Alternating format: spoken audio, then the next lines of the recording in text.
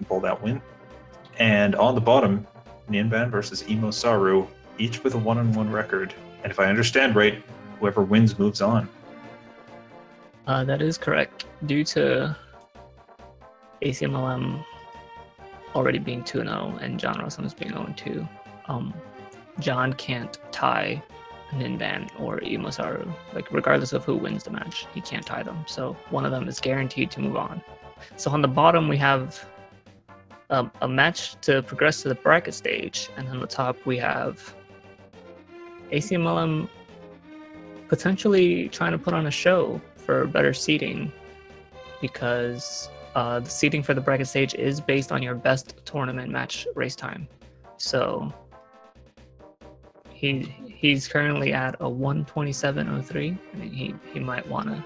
He's definitely capable of a high 125, low 126. So he might want to try to push for that this race. I'm sure he will. Now, I see these runners moving in a slightly jittery fashion as they cross the map. Do you want to talk about pumping, Ben? Sure. Pumping is the act of resetting Link's walk cycle, because when Link moves north or west, the first pixel he moves is further than the second pixel. So basically, by resetting his movement over and over, by continuously altering Link's inputs, you essentially put him on that first pixel again, and he moves 2 pixels every time, as opposed to the 1. Pumping doesn't work when you're moving south or east due to the way Link's walk cycle is drawn. You'll actually put him on the shorter of the 2 pixels if you're trying to pump going south or east. So whenever you see these runners running north or west, you'll definitely see them. At least Acmlm and EmoSaru, I know for sure pump. I'm not sure if the other 2 runners do. But I guess we'll see just shortly here. Yeah, and how much time does that save over the course of a run? I've heard varying numbers from varying sources. Yeah, I have too, in fact. I like to guesstimate that it's like between 1 minute and 3 minutes, depending on how good you are at it. Because it's not very visible whether you successfully pumped or not. You do have to be pumping on the pixel that Link would be moving the shorter of the 2. So if you're like moving 2 and then you input the pump, like you didn't actually move any faster.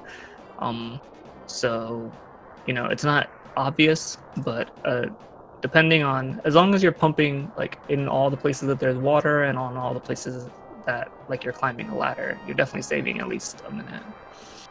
That's right. Water and the ladders being the 2 spots where it actually becomes clear that, hey, Link's moving faster this way. Looks like some pretty nice ball and chain card fights so far. John had a sick 8/1 there, and so did Acmlm. There's too many people slashing him at the same time, and that's what happened on the bottom. 32 slashes in total between all 4 runners. Nicely done.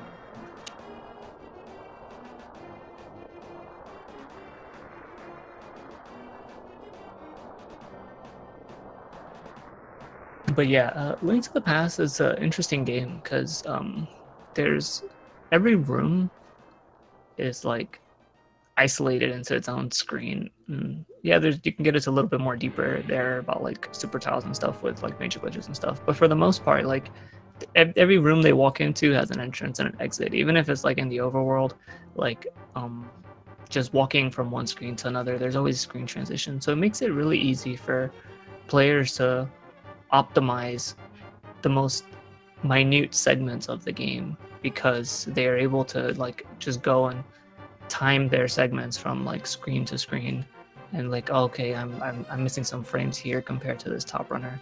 So I have seen the spreadsheet that goes room by room, runner by runner, counting each and every frame that you spend. It's impressive, and it's an incredible tool for actually getting better at this game, because you can look in really discrete sections and see, here's how I match up against Andy, ACM, all the other top runners, and you can really compare yourself properly.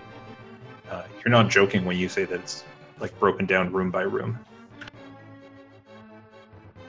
Yeah, and it's important for players to, especially newer players that are looking to get better at the game, to realize that it's not just like, oh, have a better Trinex fight and all of a sudden I'm gonna save 2 minutes in Turtle Rock. Like, you definitely you gotta take it one grain at a time and just get better at the game slowly but surely. Yeah, I know in my quest to improve, it's not been, oh, suddenly I do this one thing and my run's 3 minutes faster. It's here's 5 seconds, here's 5 seconds, here's 5 seconds, or less and less. So how have these runners been doing at Escape? I'm actually curious what all these runners' PBs are. Do you happen to know? Like, 3 of them are not on the spreadsheet. I guess I could just check the leaderboard. I do know that Ninban's PB is sitting at a solid 1 hour, 35 minutes, and no seconds, because that is such a notable number to be at. But I know EmoSaru's, I think, a bit faster than that in the 133 range. I'm looking them up on the leaderboard right now. EmoSaru is at 133.35. John is at 141.33.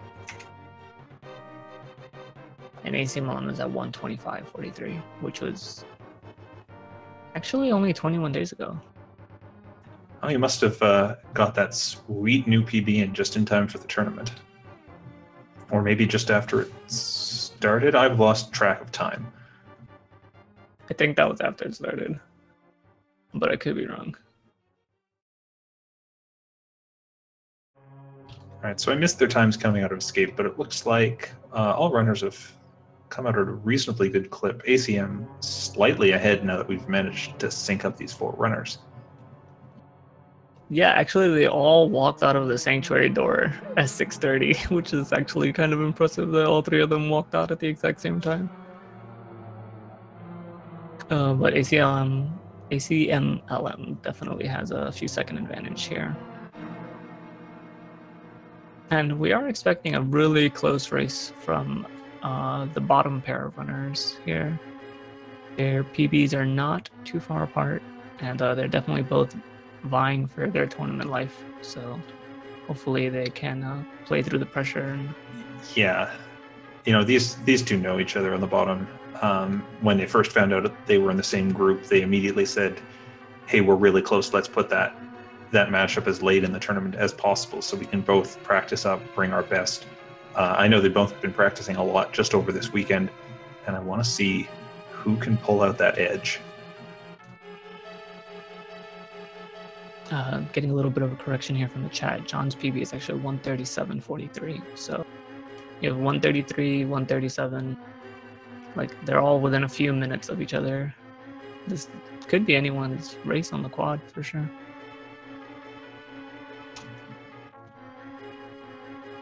Yeah, of course. Although we don't want just anything to happen. This is a game where anything can end up happening. Hopefully not for the worse for these runners. So that was an interesting strat that Acmlm just did. I'm going to explain it for you guys here when you're going to see it on all the other 3 runners. Basically, the Stalfos in this Eastern Palace room, they spawn into 4 cardinal directions around Link. So what the runners are doing is they're triggering the Stalfos spawns at a certain part of the screen that causes one Stalfos to appear in the ceiling and one Stalfos to appear on top of the pot in the middle of the room. And what that does is it only generates 2 Stalfos, and they're able to throw the pots at the 2 Stalfos and kill them right away, which is a really nice technique that a lot of people do. It's pretty easy. Yeah, and with the other 2 Stalfos spawning in predictable locations, you could just pitch pots at them and they'll go down in 1 hit each. And ACM coming up on the big key room in Eastern Palace. We're going to see him bounce off that tentacle monster and clip through the fairies there using the invulnerability frames from the first hits so that he can hit that switch without having to do the normal thing, which is defeat all the enemies in the room, get the things moving away, and then you can lift the pot. So saves a fair amount of time at the expense of a heart and a half if you do it right. And all 4 runners getting the big key skip there pretty easily, and all of them doing it with the damage boost off of the Popo. Some runners like to damage boost off of the anti-fairies themselves, and they find it easier to just be like on the top of the pot and then just do it twice. But that does cost an extra heart, so this is the safer and faster way to do it, albeit a little bit tighter on the execution.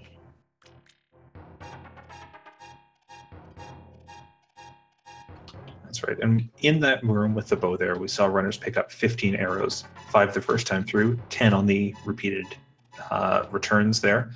Then we see them pick up 10 arrows as soon as they come out of that dark room.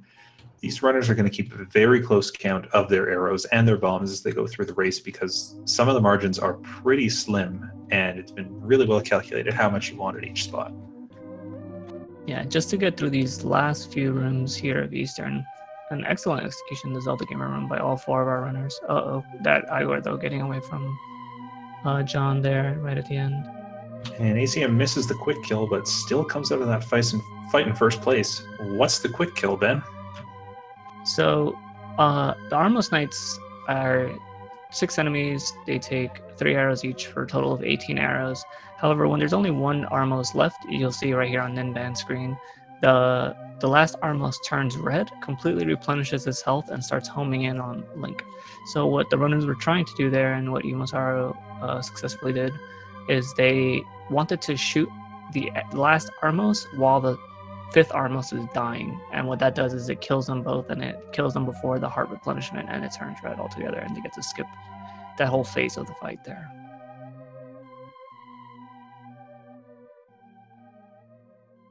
Oh, our runners making their way over to our homie Sasha. Tell him, give me the boots. I was recently sent a video on YouTube with a song about Sasha giving me the boots. It was very entertaining. A full song about that? It may have been very overly dramatic and very well edited. It would need to be. So it looks like all of our runners deciding they don't want those 100 rupees from the back. They're going to be doing tree pulls later on in the run to pick things up. And eventually getting that spin speed off. I think one of the runners had a bit of trouble pulling that off.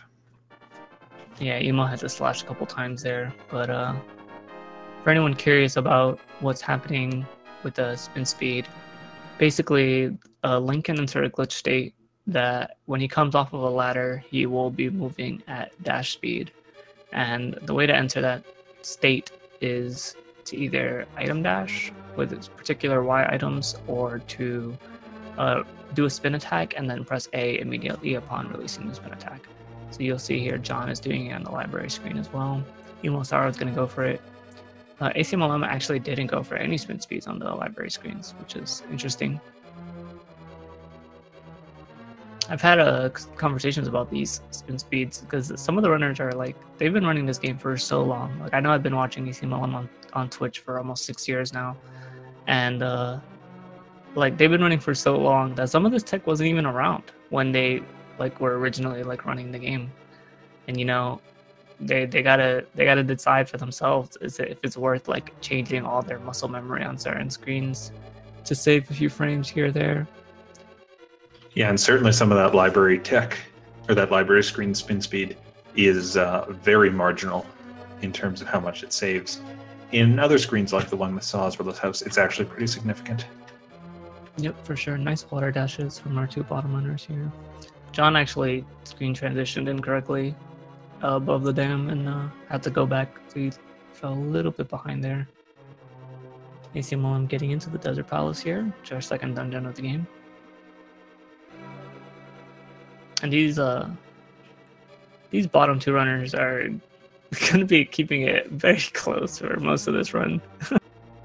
Assuming no big mistakes on either of their parts. I think they swapped the lead between them about 3 times just during the run to get from Eastern to Desert, so we're going to see a lot of that happening here. Desert Palace is a pretty interesting dungeon. They're going to pick up 4 specific pots as they make their way through the dungeon, because like Phileon said, their arrow count is very important, and arrows happen to do the most damage to the boss of this dungeon. Of the items currently in the possession of these runners, there is another item that does more damage, but it takes way too long to go get that item. Now, that item being the ice rod. So the runners are not going to go pick that up. Instead, they're just going to manage the fight with their bow and arrows. And to do that, they need to pick up 20 arrows throughout desert, because Armos takes 4 arrows per worm, and there's for a total of 12, and you miss kind of frequently on that boss because of the way RNG plays into it. It's almost like the boss is designed to make you miss a lot of your arrows on it.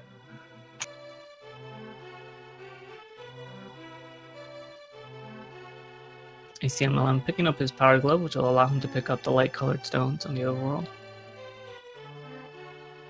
And you need that to access the boss of this dungeon, as it's actually in a separate part of the dungeon that Acmlm is going to right now. Yeah, see, he doesn't go for the spin speed on desert either. That's one of those like run ending spin speeds. Like if you mess up that spin speed. I have seen races where runners accidentally hop over that cliff, and yeah, it just wrecks your run. You lose several seconds, and you just kind of shatters your nerves and your confidence for a while. It's getting the worst Popo RNG here for Acmlm. It's going to cost him a little bit of time, but these guys are nice and get out of his way.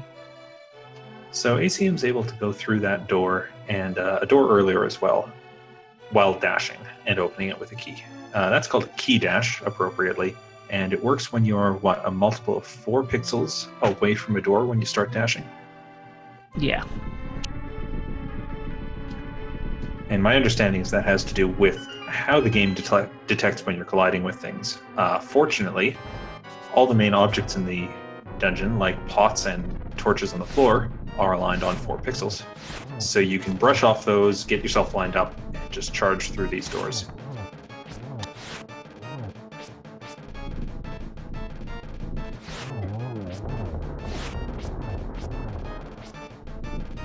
Yeah, key dashes are always one of those like wondrous things that people are like, oh my god, how'd you do that? I always bonk when I go through the doors. And then if you explain it to them like the technical way, like, yeah, you have to be exactly 4 pixels from the door, or multiple of 4 pixels from the door. They're like, oh my god, how do you even see that? But then you're like, yeah, everything lines you up for it. So it's a lot easier. So you got like a 4 cycle from Acmlm, and the rest of our runners are going to be trying their hardest to not let these worms troll them too badly. I like that Ninban is using a lot of slashes here. EmoSaru is now as well. Some runners get so caught up in trying to hit them with the arrows that they just let the land molars like fly around freely when they miss. And you want to just max as much damage as you can per cycle. And it looks like John and Emo have both finished up. John's slightly ahead of EmoSaru there, but all 4 runners out of this before 18 minutes are up. That's always a nice feeling. The Mo's is one of those segments of the light world that can eat up the most chunk of time.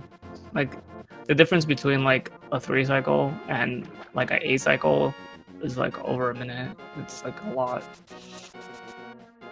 If the boss just gets away from you, so. Alright, so ACM's already done the fake flippers, but Ninban's coming up on it here, and the other 2 are as well.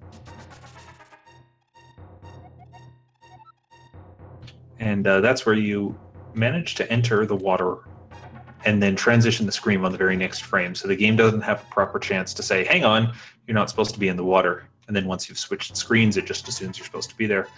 Fortunately, we saw all these runners hit that bush and then start moving diagonally. Like with key dashes, there's a very convenient lineup to put you right on the edge.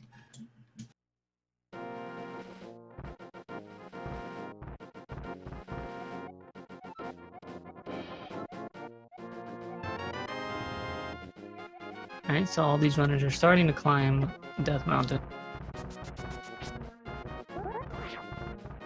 Acmlm's going to use spin speed here to try to maneuver through all these boulders and dead rocks without taking too much damage. Nice little tidbit about this old man sequence that you'll see. There's a hole in the floor right in front of John here, and if you actually graze the bottom of that hole while walking with the old man, you actually walk a little faster. just like a very minor time save. That's just interesting how the game like moves you faster when it thinks you're falling. Yeah, something about being near pits just makes Link feel very anxious, and he just walks really fast. And Ninban gets that spin speed off as well, just blazing through that. EmoSaru gets blocked a bit by a dead rock, but makes her way around it.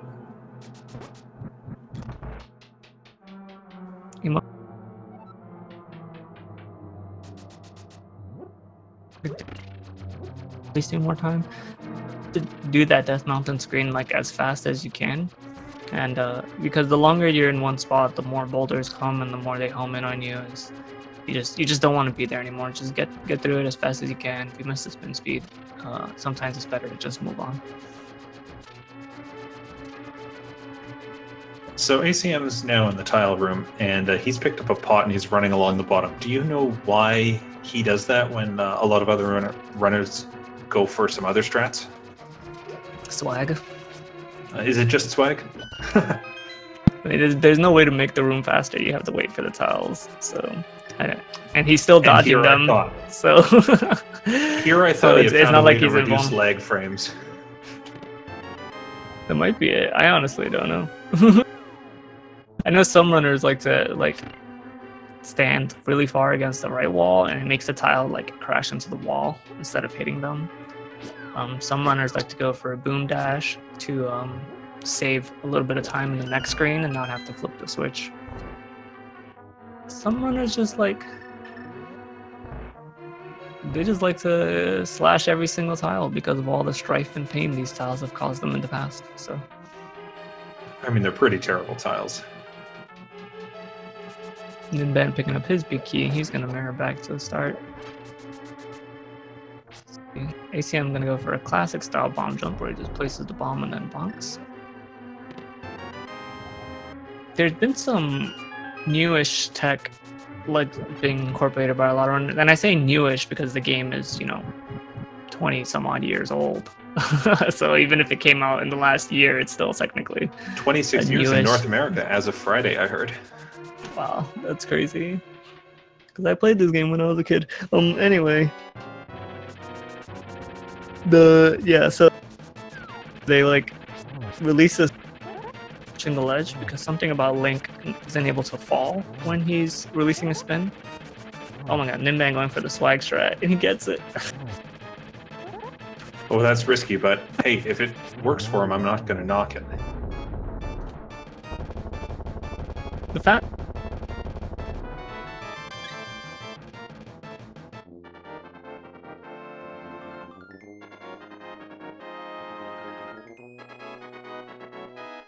swag strat is pretty cool, and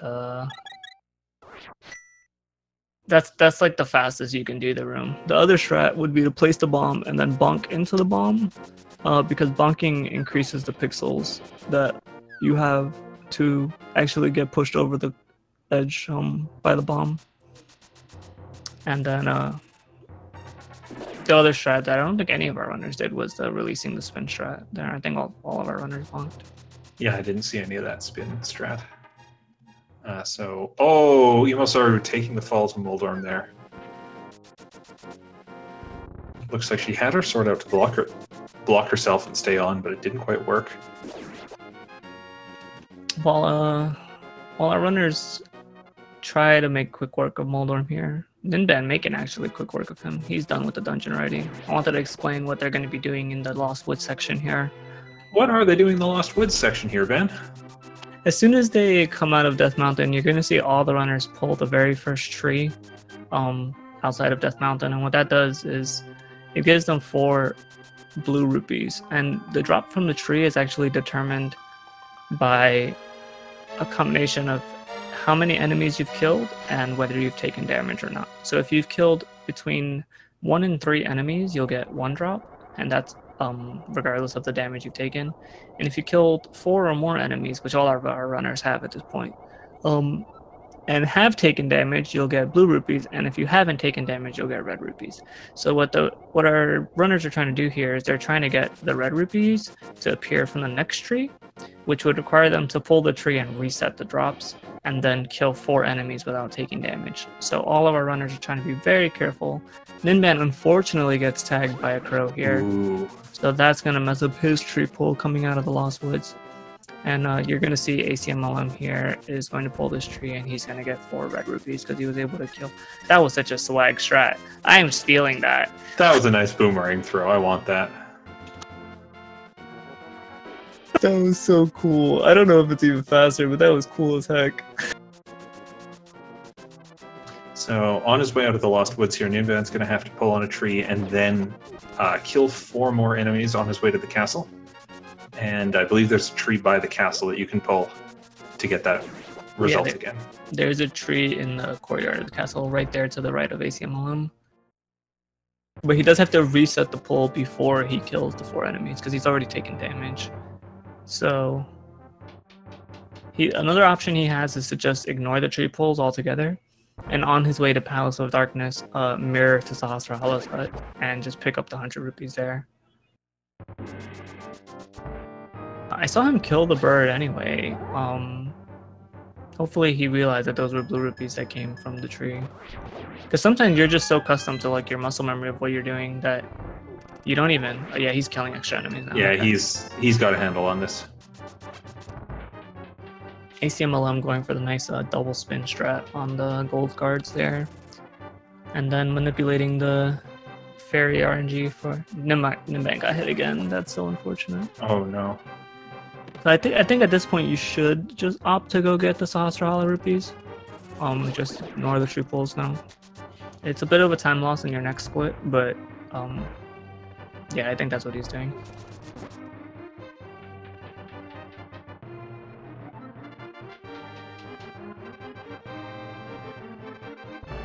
And it looks like Emo and John here, so they are going to be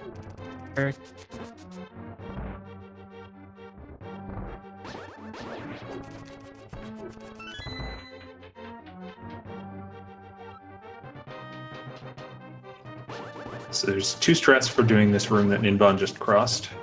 One is to spin each of those guards and hit them with a double spin. And the other one, which Ninban did, involves a spin attack and 2 arrows. JohnRossums is not going to have that option since he's currently at 0 arrows. Yeah, the double 2 seconds slower than doing the arrow strat optimally. But it's also... You like Acmlm go for that. John being the fast. So I think the only person that maniped the blue guards was Acmlm. So enemies in this game can drop items like hearts and rupees and bombs and stuff, and what they drop is based on a prize pack that's associated with that enemy, and multiple enemies share the same prize pack. So green guards, for instance, give like a small heart, small heart, small heart, and then a green rupee or something like that. And like if you kill a green guard, it gives you a small heart. But then when you kill the 4th one that gives you a drop, it'll give you a rupee, and that's how you advance the pack. So what Acmlm did was he killed those blue guards in a manner which is a dash attack that prevents them from giving you a drop. And because their first drop is a heart and their second drop is a fairy, and there's an enemy in Turtle Rock that shares the prize pack with them, so he wants to preserve that drop table until he gets to Turtle Rock and gets the fairy. Yeah, now I think Ninban dashed through one of the guards, and when he beat the other guard, it didn't drop anything. So that means he's preserved the prize pack, but only by chance, not by any kind of design in this case.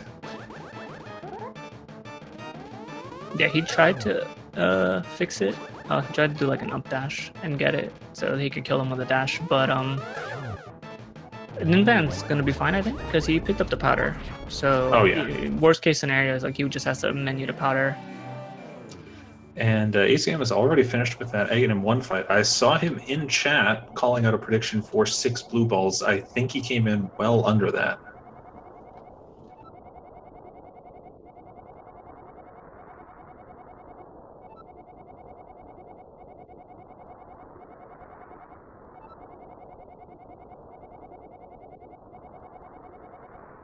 And the blue balls for this fight that Ninban's in and John's about to join later. The first throw of every cycle is always a fireball that you can reflect.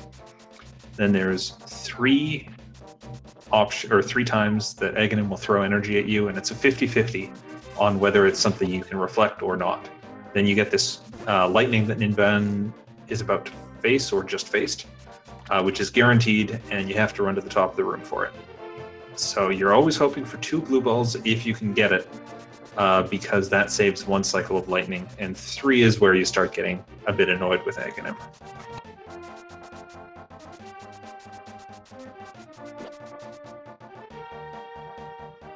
It's hard to... Especially when one of our runners is in the dark. Quite literally.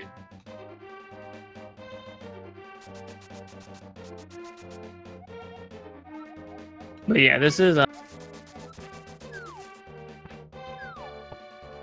I lost you there, Ben. Oh, I just said this is like the biggest pain point in the run for a lot of the runners. Because this is completely coin flip. It's not their choice whether they get blue balled or not. There's nothing they can do to fix it.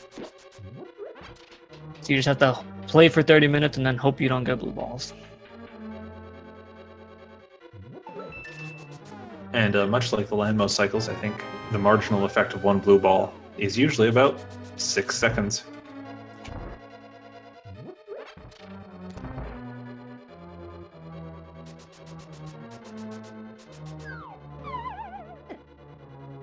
Acmlm working his way through the Palace of Darkness. Now it's the first dungeon in the Dark World. Once you're in the Dark World, the Link is informed that he needs to go beat up Mr. Ganon. And to get into Ganon's tower, he needs the 7 crystals to get, because the crystals have the maidens inside of them, and the maidens help him open the door. So he's like, you know what? If I press X and open my map, there's conveniently a crystal location marked here. So let me go there. And that's Palace of Darkness. So it looks like EmoSaru had a very good Aga tower and maybe a zero blue ball fight. We're going to get that stream resized for you shortly. Ninban definitely had more than the average number of blue balls. I think he had like 3. So even with 1 or 2, like she would have gained a considerable amount of time on him. Because like Falion pointed out earlier, 3 is like the break point. That's when you get an extra lightning. And the lightning phase does take a chunk of time. And Ninban has remembered he's going to need a bit more cash to do this part of the game. So he's going into the back of Sahasrah's hut, picking up some bombs while he's here for safety. Acmlm doing a hammer jump now. Oh, doesn't get it though. That's unfortunate. So the hammer jump, named because the hammer is in that chest that he's trying to get to, is a bomb jump that clips Link into the railing right under the big chest there and allows him to walk up there without having to get another small key to get into this dark maze. Yeah, that bomb jump is one of the bigger time saves in the run, but it requires 2 pixel-perfect bomb placements on the y-axis. So you have to put the bomb in the right vertical spot and then move yourself to the exact right vertical spot. Number of ways that runners will line it up. Some using the graphics on the pause menu, some using Link's shadow, some using other parts of the Link. But anything that can precisely and repeatedly put you on these pixels will work for getting you through the dungeon.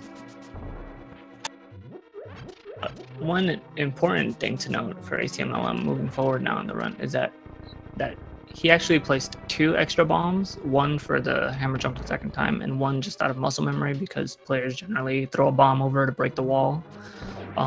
Because he burned those 2 bombs, he's gonna need 2 more bombs later in the run to be able to finish the run completely. So we'll have to keep an eye out to see where he decides to pick up bombs there. There are a few places that he's probably well aware of where you can be guaranteed of picking up a bomb. Places I'm thinking of include Swamp Palace, as well as some enemies in Misery Mire. So as long as ACM keeps that in mind, he should be able to do this, but knowing him, his bomb supply is probably tightly controlled through most of his run.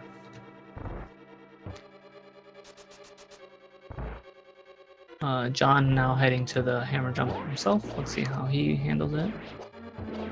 And Ninban following not too far behind. See, John is using pause buffers there.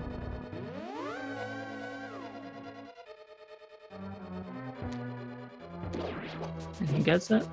Just 3 buffers.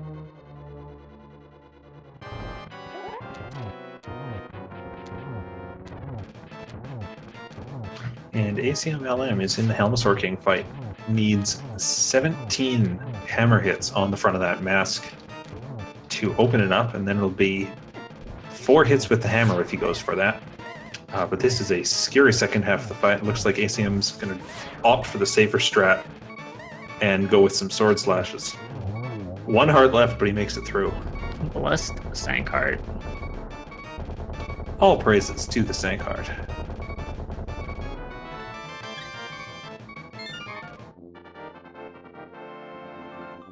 I heard a fun. You heard a fun fact. For the hammer to be breakable, I mean, for Helma Mask to be breakable with the hammer, but when they like found it in testing or whatever, they just let it rock. I don't know how true that is, but that would be So it was interesting. intended to be done with bombs originally? Which would make it much slower and much harder. Because I know I always used bombs as a kid. That's what Nintendo Power told me, and learning the hammer work changed my life.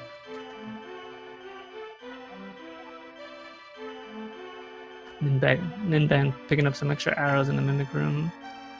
John heading down to the turtle room. We didn't get to talk about the turtle room because the Acmlm is just blazing through the game at lightning speed. But these 6 turtles can be difficult if you don't get the good hammer hits at the beginning. Or if one of them decides to run south, like that bottom left one did to John. Very nice backup strat there for John, where he waited for them to converge and then hit them together. Lost very minimal time. So a hammer hit will take out a turtle if it's on its back, but that has the problem of potentially flipping other turtles. We're going to see Ninban use a spin here to clear out those 3 at the bottom, and then hammers for the rest. Oh! That last one flipping over and preventing a pretty close to optimal room for him. He will not have the kind protection of Sankheart now for Helmasaur, so he can only get hit 3 times. He's going to have to be a little bit more careful. Hopefully he'll get a good pattern.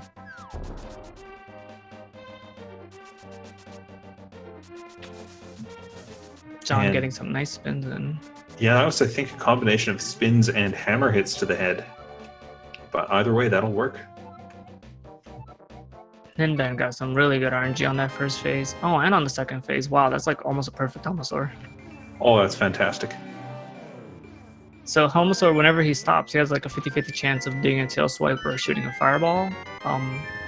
If he moves south, it's a lot easier for Link to repeatedly hit him with the hammer because you recoil less because the wall's right next to you.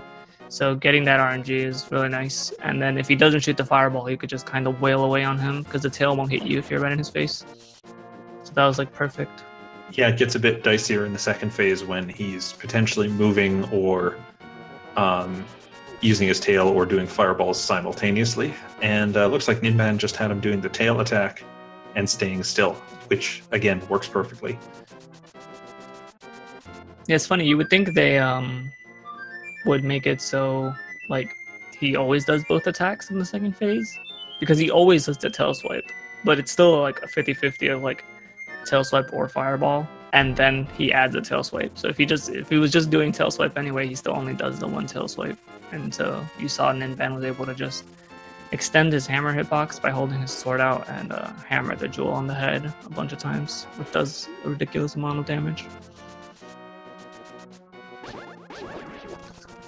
We haven't really gotten to talk about much about what's different in Dark World. I think one of the biggest differences that becomes a lot more noticeable to players when they start exiting Pod here is that all the enemies in the Dark World do a lot more damage than the enemies in the Light World. This pterodactyl that just hit Ninban took 3 whole hearts away from him. Most of these enemies do anywhere from 2 to 3. So you gotta be extra careful when you're maneuvering in the Dark World. Ninban gets that hammer dash lined up, but he is going to be a bit concerned about his health. He picked up the mushroom I saw. I'm not sure if JohnRossums did, and I know ACM didn't.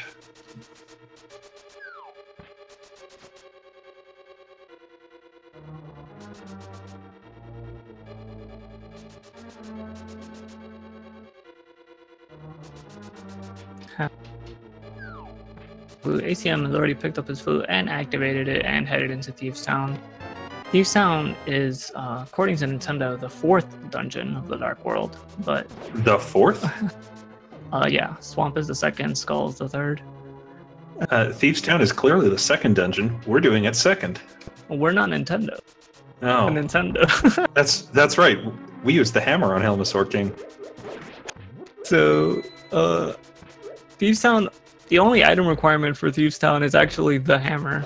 So because it doesn't require any items besides from the 2nd or the 3rd dungeon, we're able to skip ahead and do it out of order, because the key item that you get from Thieves Town, which is called the Titan's Mitts, allows you to upgrade your sword.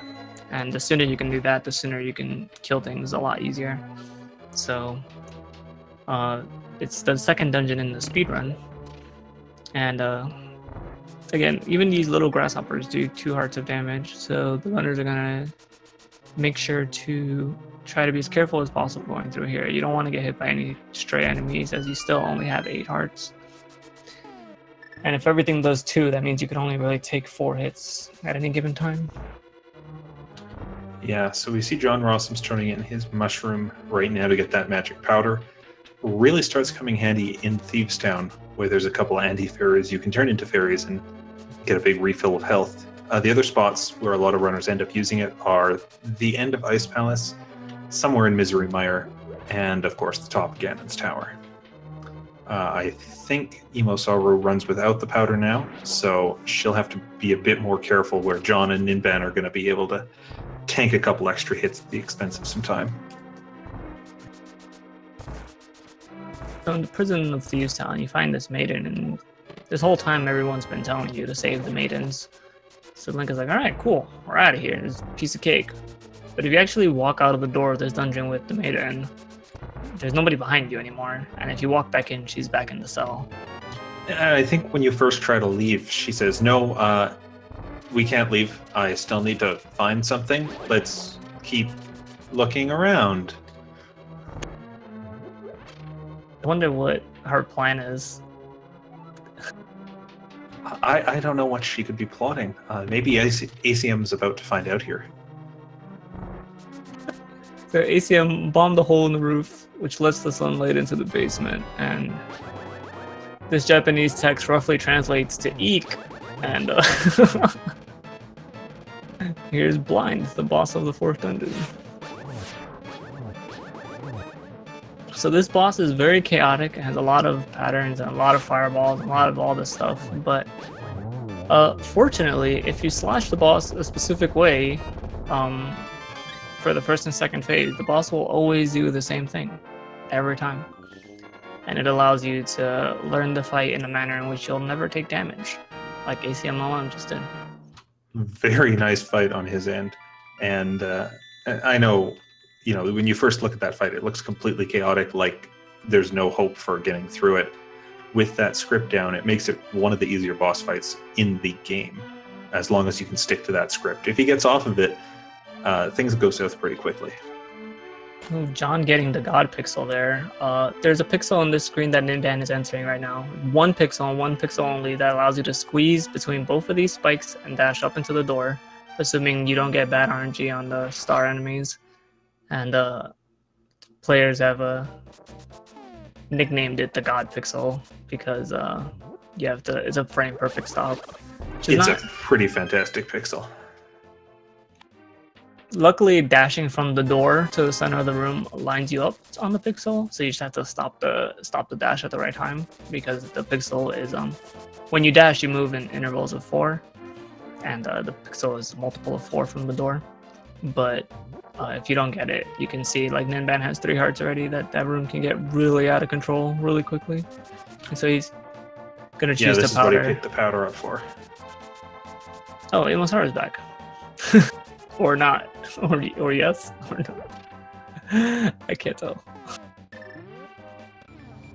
Yeah, it looks like her stream actually stopped for a bit, but she's back now and right in the thick of it. Same room, in fact, as JohnRossums.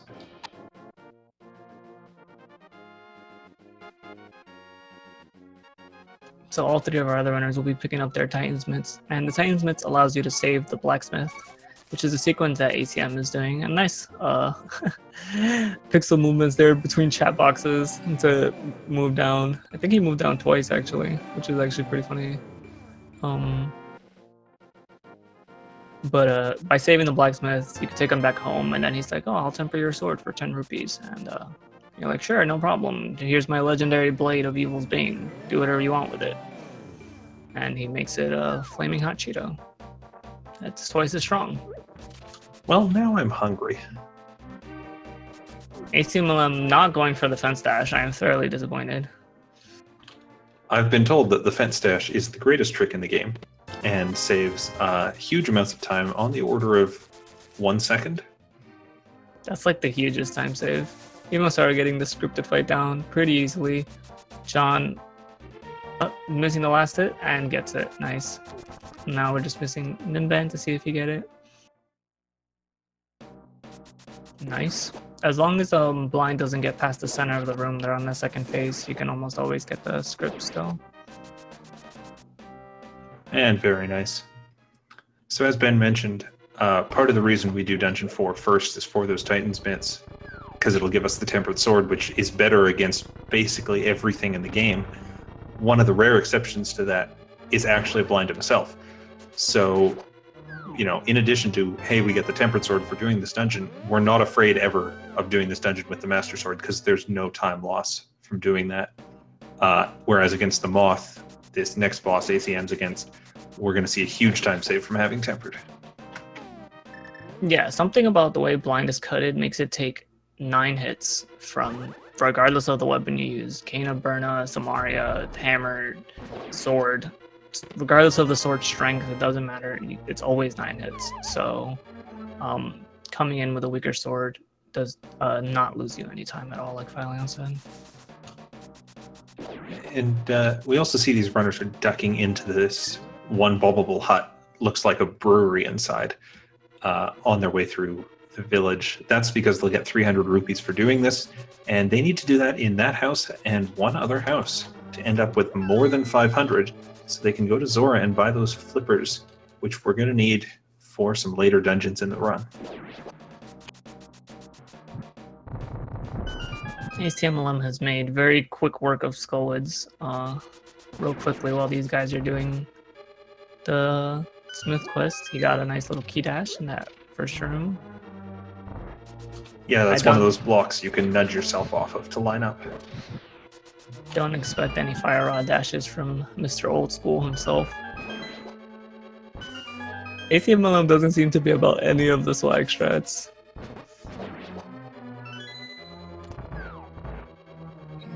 He's Mr. Consistent. It's often joked that he's actually a robot. He's gonna try to get this double hit on Montula with a dash, but he does. Nice. That was a pretty fast Montula. I was actually surprised that he got the double. He was so far south. Oh, and EmoSaru bonks against that fence, not quite getting that fence dash off. That's, I know, something she's been practicing hard at for this tournament. And I hear that Ben's had some trouble with that as well. I got it in my tournament match. I think that's all that matters. Well, you did, and she didn't. We're going to have to let her know about that. Well, actually, Ninban bonking there as well. I only got it because Mutsuki was in the chat, and he's a very big advocate of the fence dash, so had to make my boy proud. But she's gonna go ahead into Skullwoods here, and this first room in Skullwoods can be a bit difficult with these two mummies. They can get in your way when you try to manipulate the statue. Yeah, if and you just like that, she teleports the statue to the switch. Awesome.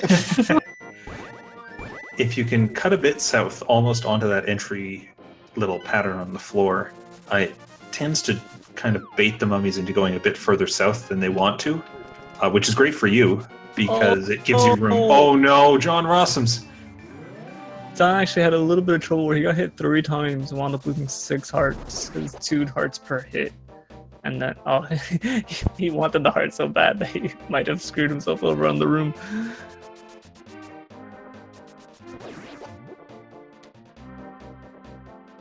So, fun fact, you can actually paralyze these mummies with the boomerang. Link throws his boomerang so hard at his enemies that he breaks their spine and causes paralysis. So, you should use that item a lot if you're having trouble with enemies. Ninban picking up his fire rod. I didn't get to see any of the runners' bomb jumps because there was always another runner doing something interesting at the time. But it seems like all of them are getting it without much difficulty. EmoSaru is missing an extra heart, so she either got hit by like the spike item, the spike enemy in the big key room, or she failed the bomb jump. Yeah, either one of those could be possible. JohnRossums bonking himself over that hole to avoid taking the damage of falling in. He's got to be a bit careful here in the overworld. This is not a place he wants to get hit right now. But I think he just got a fairy drop. Yeah, his plan was to powder the bunny beam that EmoSaru just walked by. Had he not gotten that fairy, I think he would have been fine, but he needed to make it that far to begin with. EmoSaru not wanting to kill that mini Helmasaur because that Helmasaur is in the same prize pack as the Pokey and Turtlerock that will give her a fairy later. So she's trying to be very careful to not kill any extra enemies that she doesn't have to. Oh, it looks like Ninban got hit by that bunny beam and transformed, so he had to run around in the room waiting for it to wear off. But he gets the mummy against the spike. EmoSaru's already cleaned up Mothula. So Mothula actually has a bug in the game where if you slash Mothula and he recoils into spikes, he doesn't actually take any damage because enemies normally take a ridiculous amount of damage when they recoil into spikes, and Nintendo wanted to make sure that didn't happen with Mothula. So they made the spikes do 0 damage, but they forgot to make it so that the spikes don't override your actual damage. So players have to be a little careful to hit Mothula at angles where he's either going to recoil into the blocks in the corners, or John also making quick work. Excellent Mothula fights all around from all our runners here. But that's why having the Temper Sword for this fight is so useful, because you only have to hit Mothula 4 times. And if you had the Master Sword for this fight, as Nintendo intended, you would have to hit him 8 times, and it would have to be 8 slashes that don't recoil into spikes. And as anybody who's been in that fight for more than 10 seconds will tell you, that fight gets really hectic really quickly the longer you're there. Yeah, it's one of those rooms, the longer it goes on, the worse of a time you start having.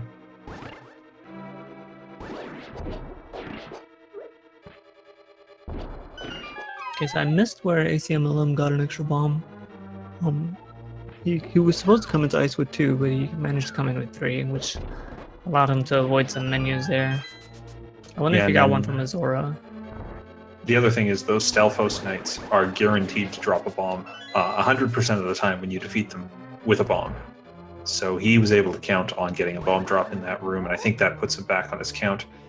Here's his bomb jump. Very nice.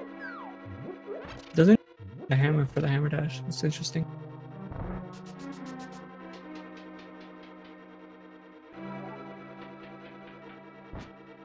So, fetch quest that we may have not commented on when Acmlm was doing it, all our other runners are doing it now.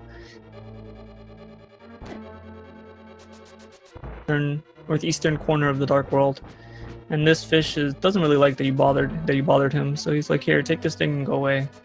And we need that quick medallion to actually get into the final dungeon. So pick that up and then mirror, and that puts us right at Zora's domain, where we're able to purchase our flippers, which we need for Swamp Palace. So Renner's just killing a bunch of birds with 1 down here, just going around the overworld, picking up everything all at once.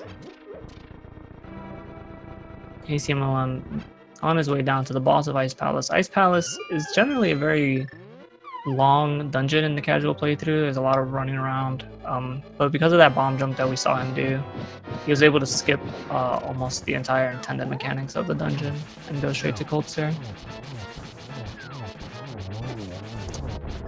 Ooh. That one cold stare puff got away from Whoa. him. If it had hit him, he would have died. But luckily, he was able to get that slash in. Yeah, it's just 8 hits with the Tempered Sword to take out a Cold Stare Puff. But when there are 3 puffs running around, if one of them gets away, it can really wreak havoc with the rest of your fight, especially as they kind of cause intermittent lag, where the game gets faster and then slower and faster and slower. And if you can't keep up with that, you're going to have a bad time. And Cold Stare is one of those fights that it's really, really detrimental to die on because you actually use your entire magic bar to open the shell. And so the next time you go into the dungeon, you're going to see it here on EmoSaru's screen. The first enemy in the dungeon requires a fire rod shot to kill. So since you have no magic, most runners just choose to go do a different dungeon and come back and do Cold Stare later.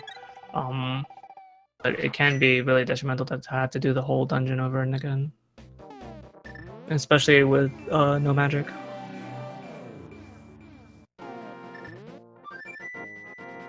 Alright, so Ninban's on his way into this dungeon. He's down to 3.5 hearts. And there's, some damage you're kind of guaranteed to take when you do the bomb jump. He's going to have to be really careful not to take any extra hits. EmoSaru doesn't have to worry about that here. Yeah, the anti-fairies in this dungeon are actually, besides for the one that EmoSaru just walked by here in the second room, they're not very frequent. You kind of have to just, if you don't take that first one, you kind of just have to survive till the end of the dungeon before you encounter another one. So we'll see if Ninban here chooses to just powder this one. Looks like he is. Looks like he's going for it. Or he might go for the bunny beam underneath that upper pot there. Turns out you can powder a bunny beam even when it's not visible on screen, and it'll still drop a fairy for you.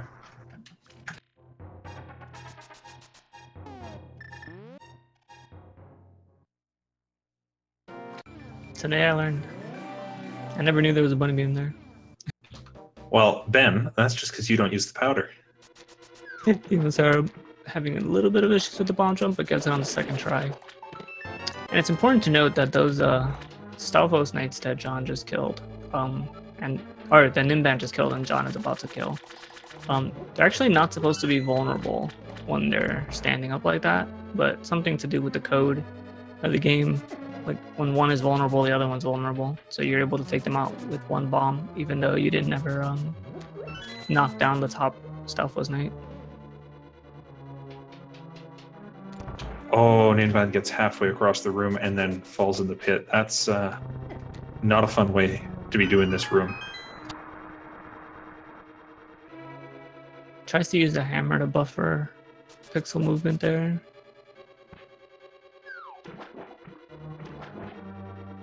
Yeah, some people use sword slashes there to try to buffer that movement, but something about that bomb jump when you're facing south, you can actually go too far and fall on the pit on the other side.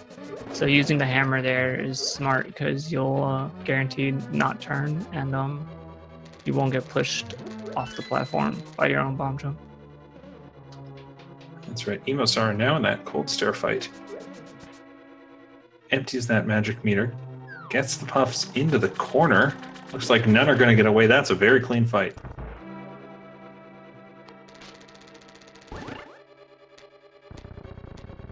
The next dungeon here for Acmlm is Swamp Palace. Swamp Palace is just a lot of walking around and grabbing keys and stuff, so you shouldn't have too much difficulty getting through this dungeon.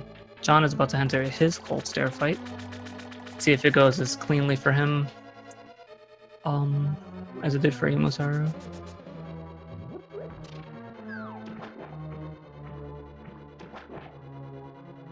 Ooh, going for some poke stat.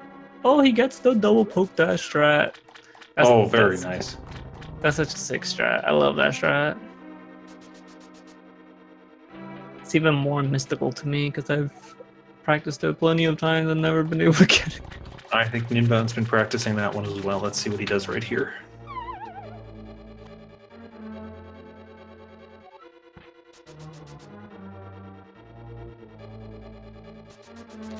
Okay, now our runners are just styling. They're just styling. 2 out of 4 runners showing off that ridiculous strat that cleans up Cold Stare even faster than just putting him in the corner.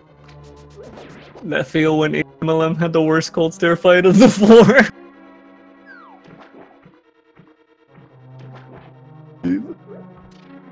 To work with. So EmoSaru is running around the light world now. She's opting to pick up some things before she goes into Swamp Palace. Namely the Ice Rod and almost certainly the Ether Medallion as well. Yeah, once you have the flute, you can kind of do these fetch quests in any order. The Quakefish, the Flippers, the Ether, and the Ice Rod. The only thing you need to do is that you need to do Ether before you do Mire, and you need to do Quake before you do Turtle Rock, and you need to do Flippers before you do Swamp. Those are the only like prerequisites for those dungeons. So some runners choose to go pick up these things before they do Swamp Palace. And what that does is it lets them go straight from Swamp to Misery Mire with the health refill that they get from the boss. And they don't have to worry about missing any hearts when they enter Misery Mire. Acmlm is going to be doing them after Swamp Palace because the hookshot allows you to hook dash up Death Mountain, which is a little bit quicker. And it also provides a slightly easier menu because it's only 2 presses instead of 3 or 4, I believe. Yeah, and looks like JohnRossums and Ninban are also delaying getting those fetch quests and doing Swamp first. ACLM's headed into Argus fight here. And what's he doing? Is he doing the quick kill? No, he's just slashing. So he's gonna get a 1 cycle there, which is pretty nice. The only way to do that any faster is to do like a really technical fight that requires a lot of precise hooking, which can get a little bit out of control if you mess up, because Link will be in a glitch state where he can't swing his sword. So Acmlm just opting to take the consistent safe route, as we've realized he does in pretty much everywhere he goes. Again, when your consistent safe strat for the fight is that quick, I don't think anyone's going to be after you to do something less consistent that would save you such marginal time. Not at all. About this game is that this game doesn't force you into like super technical frame perfect tricks like on every occasion. They exist in certain places of the game for people that want to challenge themselves, but it's not like, oh, you automatically lose 30 seconds or whatever for not going for it. Like, you can lose just a few frames here and there and just choose to be more consistent. And there's people like Joe and Acmlm that have incredible times in this game with just consistent strats.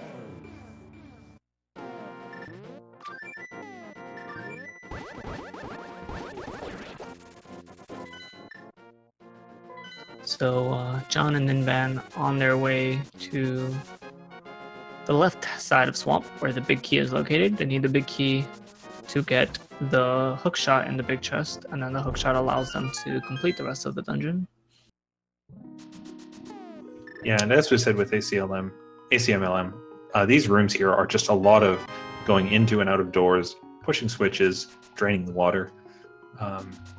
If you've played Ocarina of Time, the Water Temple very clearly gets some inspiration from this dungeon, as this is just, hey, let's go into this room, get a key, flood that room so that now we can swim across it.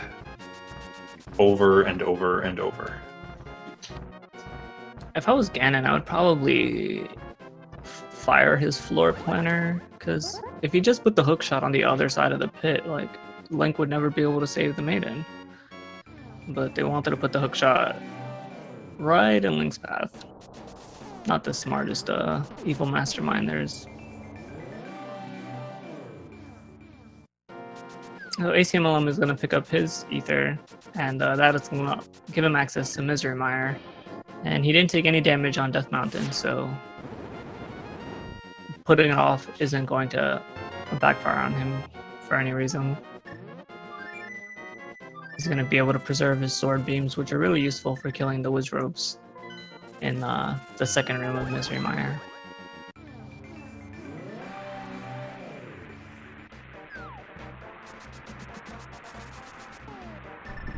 John showing off a nice little lineup there, and I'm sure ACM did as well. where if you line up against the statue going up to the big chest and then open the big chest, if you just hold down and right after the big chest till you get to the edge, it will always line you up so that you can hook shot straight to the pot. So that's a nice little trick there that he did. Yeah, without that you end up walking over to the pot, which is marginally slower. Not significantly, but when that setup is as easy as it is, you might as well be doing it. Ninban looks like he just eyeballed it. He didn't even go to the ledge. Nicely He just was like, I want this key. So if you actually hook dash to that pot under the statue there, which is by pressing Y and A at the same time, when you get to the pot in the top left, you actually pick it up on the first try. So you don't have to mash A at the top of the screen there. Like John didn't hook dash and Ninban did. Just a little thing that I noted there. And ACMLM is in Misery Mire. He's picked up one key from the top right and avoided essentially the trap that the dungeon sets for you, where it says, you got a small key, here's a door, why don't you go through this door and get sent to a part of the dungeon that does absolutely nothing but gets you lost. Instead, he's going to cross the dungeon, ignore the temptation to light the torches below, and instead come up here and light all these torches, cutting most of the dungeon out in a way that you just kind of get to ignore it and save a lot of time. Yeah, Misery creative dungeon. It was definitely let's just make the players feel bad. That was the initial design of the dungeon. But luckily speedrunners know it going into it and are able to avoid all the pitfalls that are in the game. John actually went for the 0 cycle. He wasn't able to get it, but he was still able to get a 1 cycle on the first phase and a 1 cycle on the second phase. Ninban got a 2 cycle on the second phase because he chose not to use the fire rod. And he got a very clean first phase as well.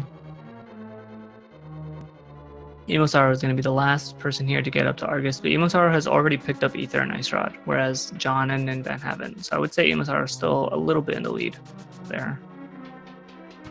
Out of those three, of course, ACM, not surprising anyone with the ridiculous time he's pulled off so far.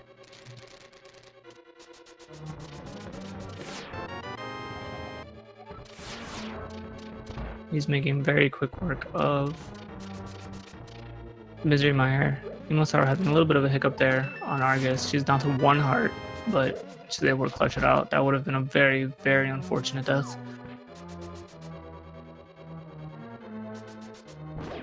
Yeah, not as bad as taking any deaths to Cold Stare because you don't have to get magic to get back through the dungeon, but still a bit of tedium that you don't want to be dealing with at this point in a race, and certainly not when you know your opponents are going to be this close to you.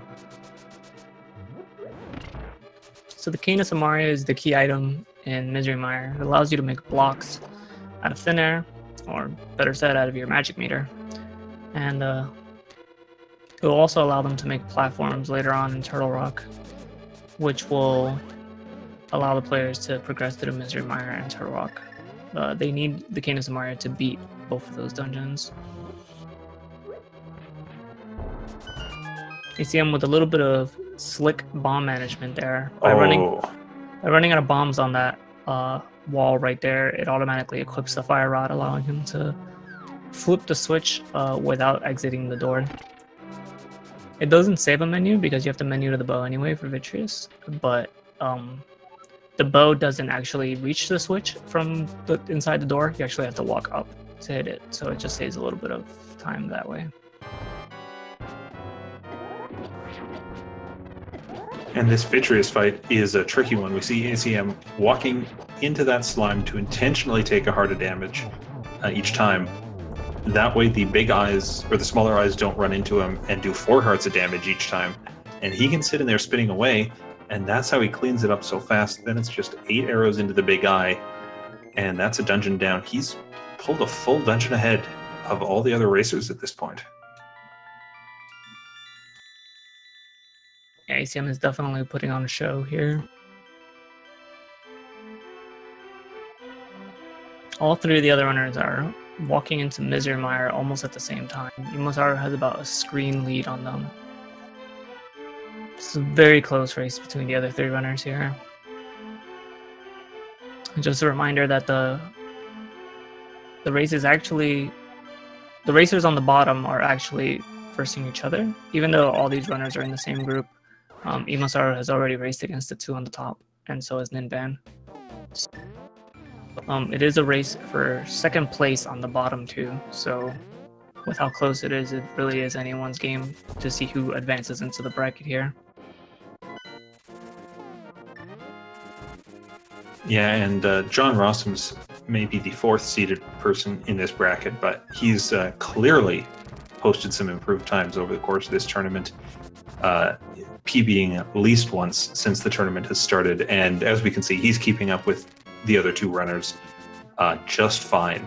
So incredible improvement from him throughout this tournament, and sorry to see that he's mathematically eliminated at this point because he's doing very well. Yeah, I mean, maybe if he had, waited a little longer to get his race in with these runners, it could have been a different story just by showing like how close he's gotten here. Yeah, and I think John was farming up bombs there, maybe a bit worried about his bomb count going into the latter part of the game. Fortunately, those bomb slugs are like the Stalfos in that they always drop bombs 100% of the time when you defeat them. Yep, great game knowledge there by John. Him and Ninban are high-fiving right now, like literally in the exact same spot. Waiting for the towel. Heck, Link's arm was even raised to high five.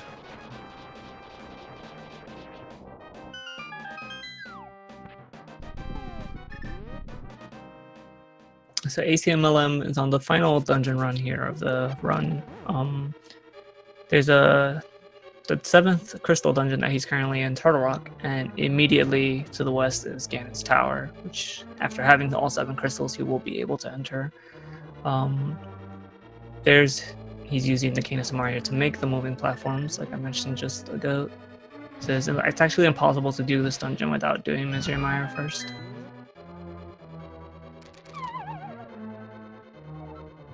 That's right, and we see runners use the hook shot on those torches just to get out of the room back to the door, so they can escape this room before the door shuts, because it shuts when all those doors close. And ACM opting not to do the damage boost strats on his way out. He's just going to mirror back to the entrance and go from there. I did have somebody in chat clarify that he didn't go for the drop manip in Aga Tower. So he might be worried that he's not going to get his fairy in the right spot, so he's just taking the safe route. That's a fair consideration. Because he should get the fairy right here from this pokey. Oh no, he already got the fairy, yeah, because those are the later drops. So he knows he's not getting a fairy, so he's just trying to go as fast as possible. Nice sword beam strats there. Normally runners don't get there with sword beams. Nice crystal switch flip. So when he gets to Poke's 1, he's not going to have to flip the switch, he's going to be able to dash straight to the Poke. Oh, that's a nice little time save. That's a nice, and that just shows Acmlm's game knowledge there. Like the fact that he knows in that situation with sword beams that he can do that and save time in the next screen. Yeah, so it looks like EmoSaru did pick up the powder and has used it here, meaning that neither she nor Ninban nor JohnRossums here can do that same menu manipulation. Ninban stops briefly to powder an anti-fairy. We're going to have our other 3 runners now enter the Vitreous fight here. This is a fight that can be pretty difficult if you're low on health, but because all our runners have powder, I think they should be fine. EmoSaru gets a 1 cycle. Ninban looks like he's going to get a 1 cycle. Oh, John unfortunately losing his sword charge. When you're holding the sword out, you have to make sure not to poke any of the eyeballs, otherwise it will take your sword charge. John looks like he's going to be getting a 2 cycle. But all 3 of them make it through the fight, and that's the important part. Yeah, that one there is kind of one of the last big run killers for bosses. Yeah, I think everything in that fight does like 4 hearts of damage. Acmlm thought he was standing on the pegs for the invulnerability. Unfortunately, was not. being pretty liberal with that fire rod.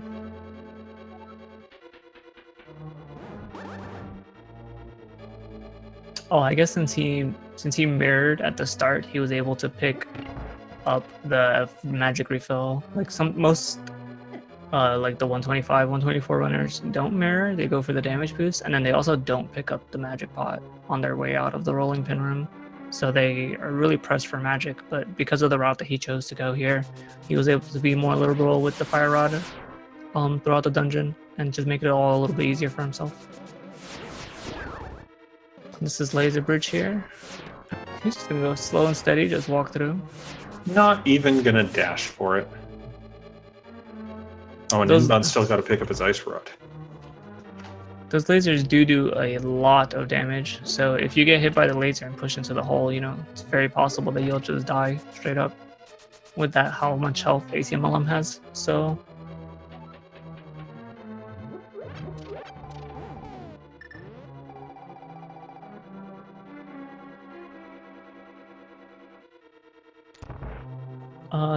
just a friendly reminder also that the seeding for the bracket stage of the tournament is based on your best race time. So even if Acmlm is playing against someone that he may not consider can beat him, he still wants to play his hardest just because he wants to have the best seeding time possible going into the next tournament. Into the next stage, I mean, of the tournament. So he's by no means gonna like take it easy on his opponents or anything like that. He's gonna just play it out as best of his abilities. And EmoSaru is the first of the other 3 runners to get Turtle Rock. She actually didn't pick up the bomb there at the start. Our runners will need a bomb when they get to the final basement room of Ganon's Tower. Usually that bomb is picked up right there at the intro of Turtle Rock. Yeah, you can pick up one in that room where you have to bomb the floor, but you'd much prefer to drop the bomb as soon as you enter the room. And for that to happen, you need to already have it and not be relying on the one on the floor. Yeah, exactly.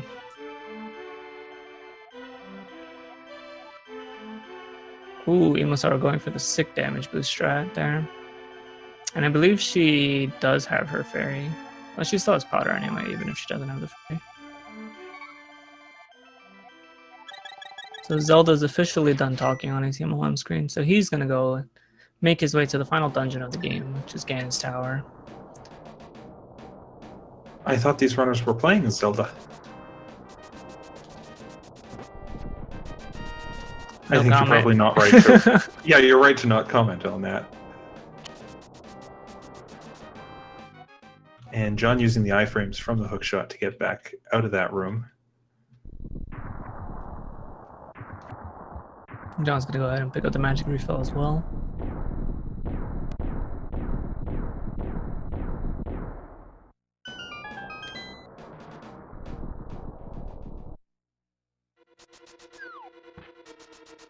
John getting his fairy here at Poke's one.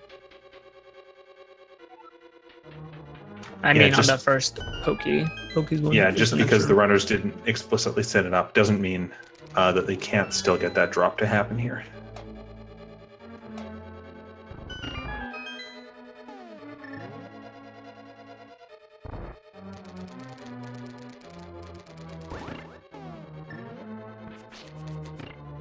So Ganon's Tower is set. You have to make your way to the center of the basement, either by going to the left and around, or to the right and around. And at the center of the basement is the first of 3 refights. You will refight the Armos Knights from Eastern Palace, except they're on ice performing a musical. After you beat them, you'll have the big key, which will allow you to ascend the tower, because there's a locked big key door on the way up. So Acmlm is just blazing through here. Oh no, Ninban gets Bunny Beam just before he releases his spin on the Pokey, and that Pokey's enough to take him out. That's a really painful time to take a death. See, right before the vanilla big key? Right before the big key chest, yeah. So he's going to have to backtrack through a lot of this. We can see those rage slashes. He's not pleased, and I don't blame him in this case.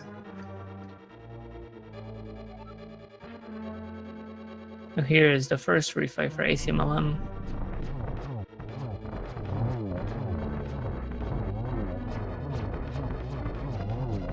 There's a strat you can do on those ice armors where you delay the shot on the top right armos there until the cycle starts moving, and that saves 2 seconds, but it's much tighter. So Acmlm consistently going with his consistent strats, no deviation.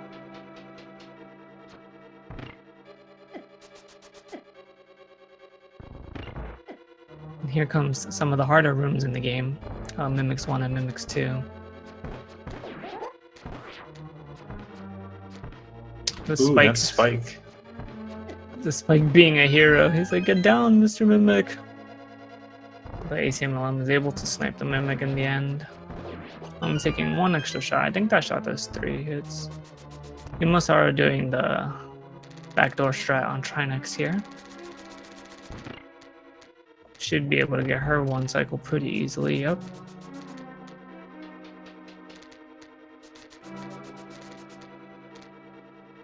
Yes, that is correct. Whoever wins between EmoSaru and Ninban will move on to the bracket stage of the tournament. So they are fighting for their tournament lives on the bottom screen here. Acmlm is now entering the gauntlet, making quick work of that first gauntlet room here. Accidentally throws the pot the wrong way in gauntlet 2, but is able to... He tries to... I think he tried to boomerang the heart, but he had the bow equipped. I think so, yeah. So Fortunately, he's just like, as a recurring theme, he has his game knowledge. He knows where he can pick up pots for more arrows. So he's going to have enough to get him through the gauntlet here. And that's really the last time they're needed. But if you can keep using arrows instead of your fire rod, you can save some of that magic for later. Here's a strat you can go for in this last room of the gauntlet here, where you fire rod shot the pot, and the like flame that survives from the fire rod shot actually hits the Stalfos, regardless of where he is. Interesting fire rod shots there. It's not often you see players not hold their sword out, but because he has the extra fire rod shot, because he didn't fire rod the Stalfos, he's able to go for a more aggressive fire rod strategy there, which is nice. EmoSaru and John cleaning up Trinix, not having any issues on that fight. Ninban entering the Trinix fight now.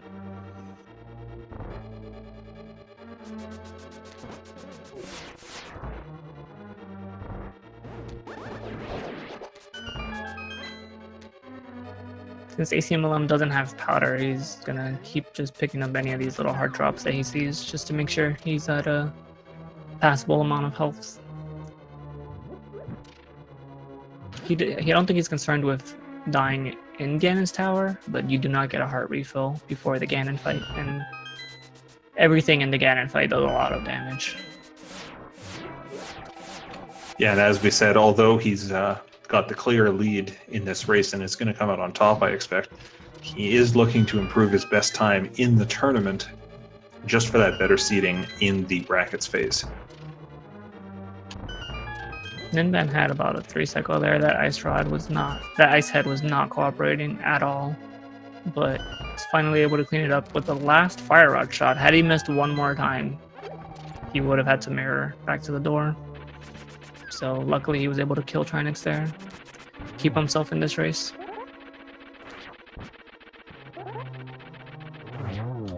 And with one more spin, ACM takes out that second Muldarm fight, which, you know, I get the impression Nintendo wanted to make these boss refights harder when you redo them. But just that shape of the second Muldarm fight, I feel like it's always easier the second time around than trying to deal with that hole in the ground.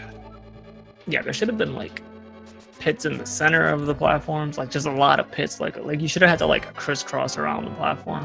And Muldarm should be able to tiles flying, swooping up to fly at you. Muldarm should be able to like move over the pits so that he's not inhibited by the floor. so you can't predict when he's gonna bounce off of corners. Whoa there. Should have been an adventure. But Aga 2 is an adventure. It's an adventure in RNG. Acmlm is able to manage it and get a 3-cycle, which is fantastic considering he had a blue ball on the second attack. So there was no way for him to get a 2-cycle. 3-cycle was the fastest it could be. So excellent fight on his part there. EmoSaru picking up her big key. She has 11 arrows, but I feel like she's going to pick up the arrows in the chest just to be safe anyway. Yep.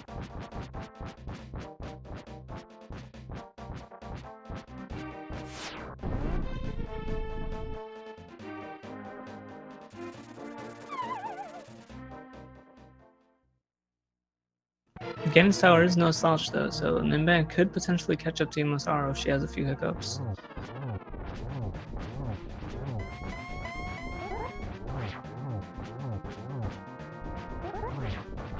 Oh, ACM did not get the double spin that he was expecting there. Now he was trying to get in there and have his spin hit twice, which normally you can't do in the Ganon fight because spinning him knocks you so far back. Unfortunately didn't pull that off. He's got to be careful with his health, but he's still, I think, going to be able to pull this out. Yeah, he's finally able to get through phase 2 there. At this point, the fire bats no longer do a ginormous chunk of your health. They just do a moderate chunk of your health. So even if he gets hit now, he should be fine, as long as it's not by Ganon himself.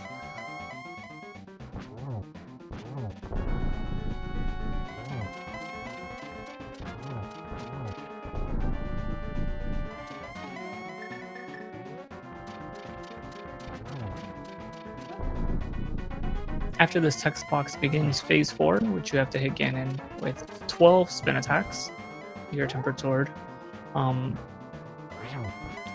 went for a cheeky little spin attack there. Right after the text box was just sneaking one in. He then lit the torch on the left-handed side before the torch on the right expired, and that's what we call torch glitch. It actually prevents the torch on the right from ever expiring. Yeah, and that's the main way you can make it feasible to get these 12 spin attacks off.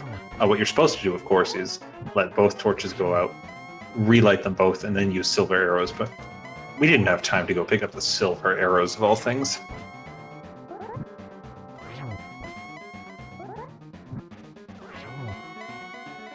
I think you... Yeah, there it is. So with that 12th spin, Acmlm is officially done. As long as he doesn't walk off the platform. Unfortunately, he will not be improving his time. His time was a 127.03 before, but that's still a spectacular run on his part. You can definitely see just like how impressive a run that is by comparing him to the other 3 runners on the screen. Yeah, that's a 127.22 he's finished with, as EmoSaru's making her way through the torch rooms, JohnRossums in the gauntlet, and Ninban just entering the gauntlet. ACM put on, of course, an incredible show. Always fun to watch a robot run through this game, as we often refer to him. Unless things have changed drastically, I don't think he'll be joining us for an interview. Acmlm, if that is your name.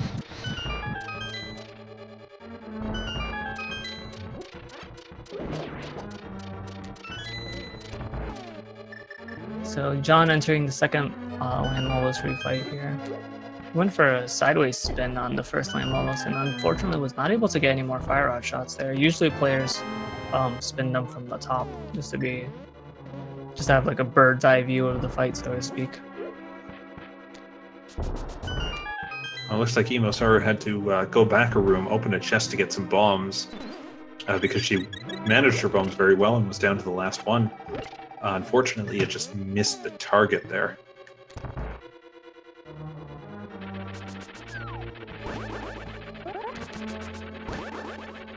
And ACM is in chat and is often responsive to questions if anyone wants to ask him anything.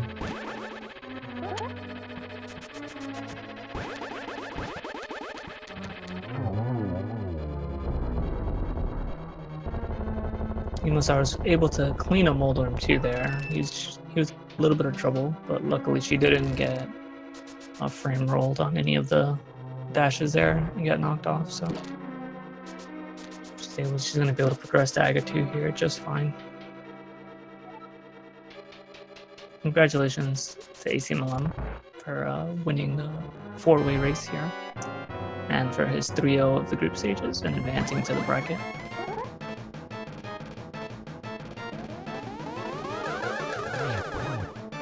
Nice double for EmoSaru there.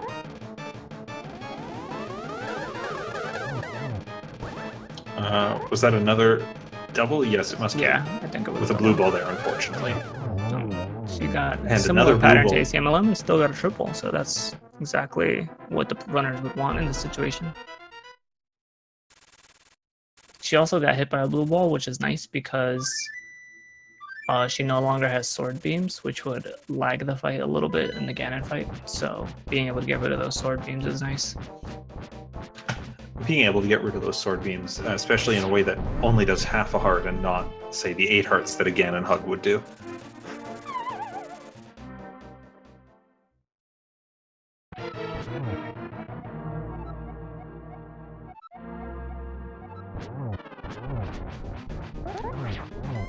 EmoSaru getting a nice double spin off the trident there. Unfortunately, it doesn't get the 3 slashes in time.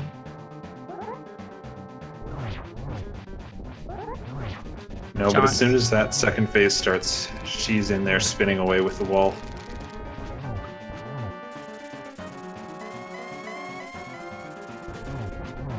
John starting his Agatu fight here. Ooh, almost gets a triple with that pattern. That would have been nice.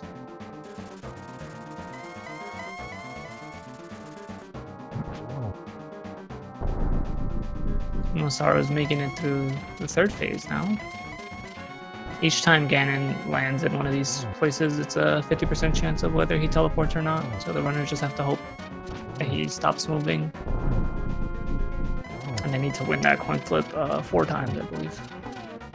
John, I believe, got a 4 cycle there on his Agatu, so not bad at all.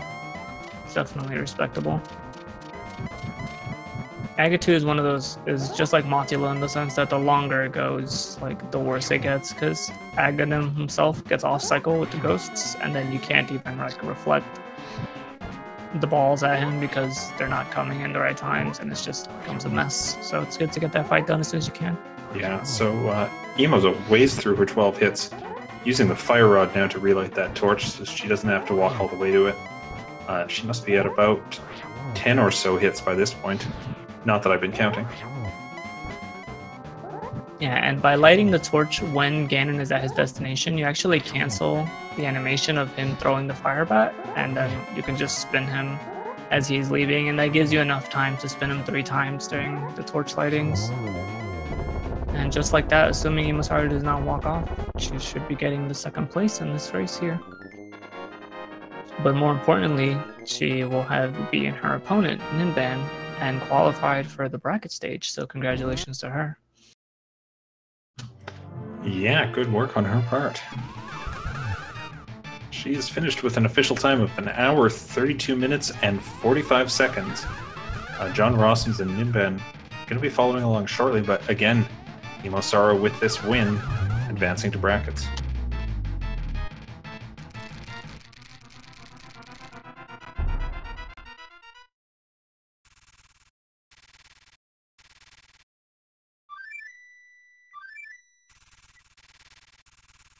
I heard the duck song because the sound is on Ninban's screen, and I was like, why is John playing the flute in the Ganon fight? Because I just assumed for some reason that it would be on John's sound. Well, because if Ganon hates bees, surely he hates ducks as well.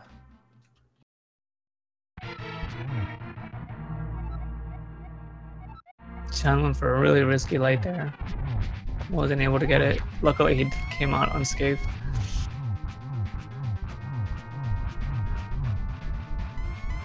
Ooh, decides to give Ganon a pat on the butt and lose 8 hearts for his trouble. Just like that, he's in a precarious situation. You can get away with doing that about once in this fight, and as long as John sticks with it, he'll be fine throughout this. Oh no, but that fire bat gets him in the butt. No, it's always worse, especially when you're on that phase of the fight.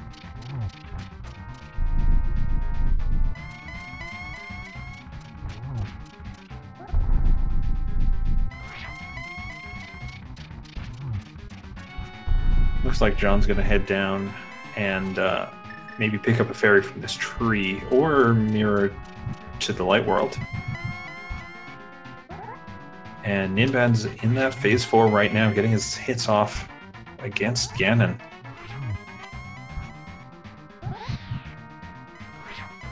Maybe John's not aware that there's a fairy in this room. Seems to be cutting bushes, maybe looking for hearts or something.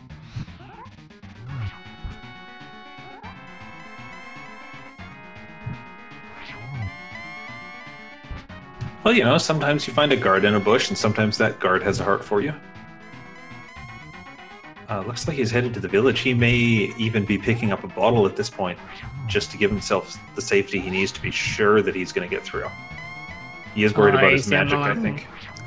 Pointing out a very crucial detail that John was actually on pace to beat his PB for about 3 minutes there before that death, so it must have been frustrating for him to take that fall.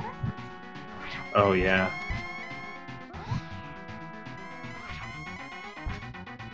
Stops by Kakariko, gets a bottle, goes to the shop, fills up his magic. For those of you that don't know, there's actually a bonkable tree above the portal to Dark World, like north of Kakariko, that drops a full magic every time you bonk into it. And Ninban has cleaned up that Ganon fight and finished his race. May not have hit that done button yet, as I don't see a final official time from him. And John's going to head back into that fight.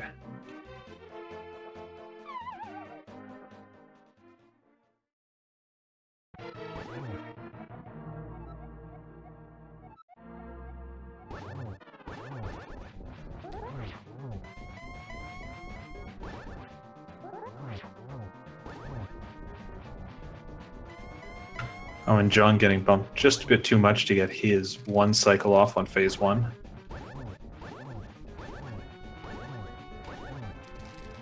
But nice dodging of that circle of fire on phase 2 with the hookshot iframes. Ooh, taking a couple nasty hits though. Down to 2 hearts again.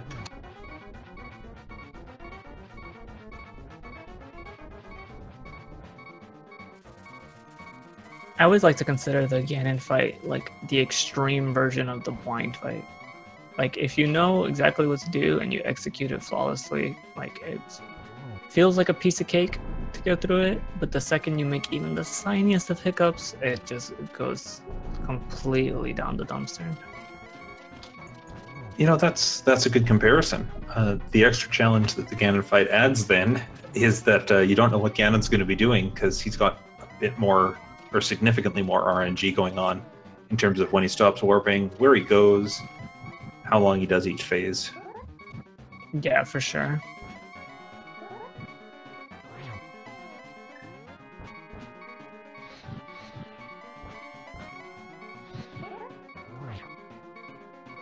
John's gonna have to be a little bit more careful with his magic if he keeps missing these spins. He's down to, I believe, 3 shots left with the fire rod, and I don't think he's within 9 spins.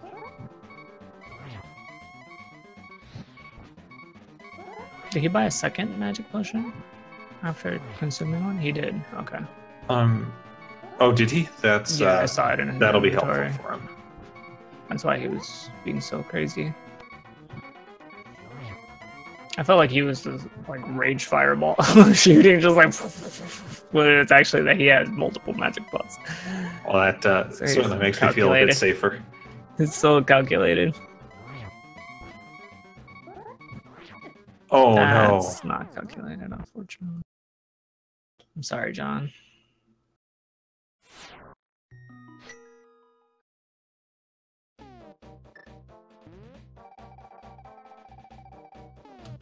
And Ninban has hit that done button now. Finishes with a recorded time of 1 hour 38 minutes 55 seconds, though as you can see from his timer, he did, you know, walk into that credits room about almost 3 minutes before that.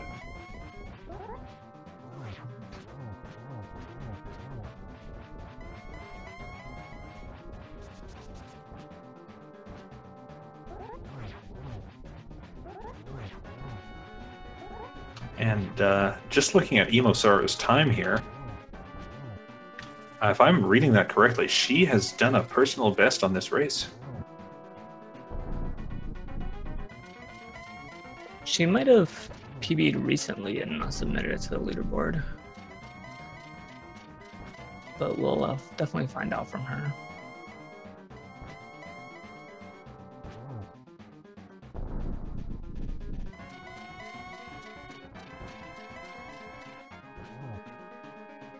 John, not going to go for the sneaky spin attack.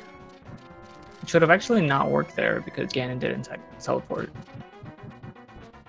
If he actually stays in place after the text box, it actually just freezes him.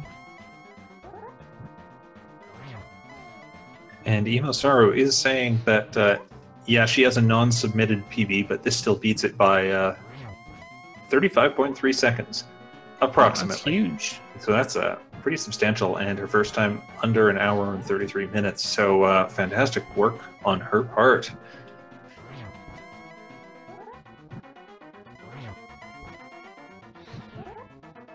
Very well deserved. She has been practicing like almost daily on her stream.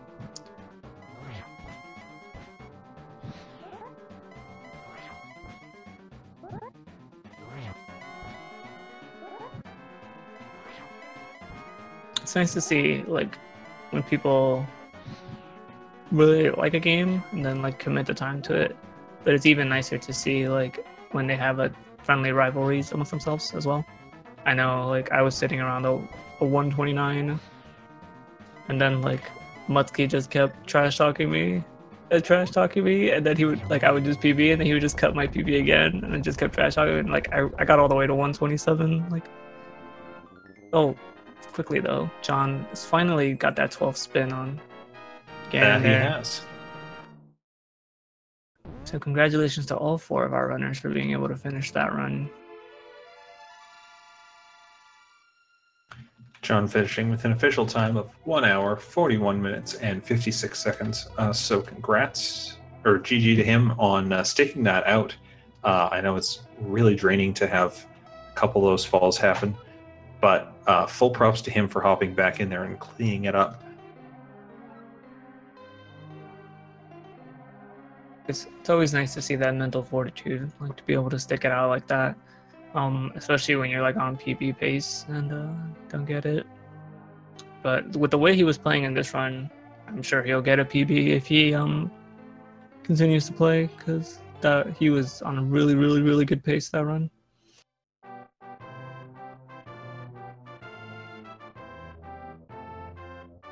And we're going to see if we can get any of these runners in here for a very quick interview to talk about that.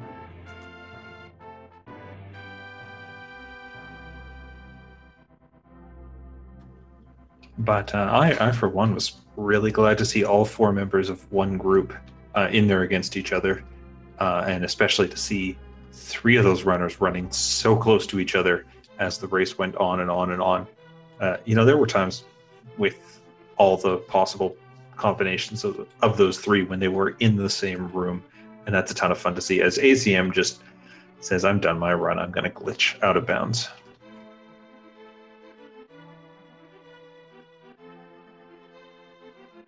And we are joined here by EmoSaru and Ninban. Hey, what's up? Hello. GG's. To both. GG, Emo. Yo, thank you. GG to you too. And congrats on that PB. That's a heck of a time save to pull off at this point. Yeah, I was pretty happy with pulling that off, especially because I had that fall to Moldorm and like a few other like gnarly little things throughout the run. But yeah, it was. I'm pretty happy with that, and I think this is going to officially be my last run where I get powder. I actually did a run last night where I dropped it, and so I think from now on I'm gonna try to go without, because I think I'm gonna need to do that in brackets. How do you guys feel about that run? I know Ninban had a very unfortunate death in Turtle Rock. Yeah, and just before getting the fairy do lot too, so that was pretty salty. But otherwise, I had a pretty, okay run. I was already behind my PB going in Turtle Rock, so not a very good run. And in Ganon's Tower, it just kept going downhill. Did you guys have the restream open at all, or were you Yeah. guys... Okay, so like it was crazy. Like you, EmoSaru, and John were literally neck and neck for like 4 straight dungeons, just like changing leads over and over. It was such a close race. Yeah, I was watching. I didn't have the restream open, but I had Ninban stream open, so it's a little bit hard with stream delay and stuff. But I was like watching the clock at a few opportunities, and yeah, it was scary.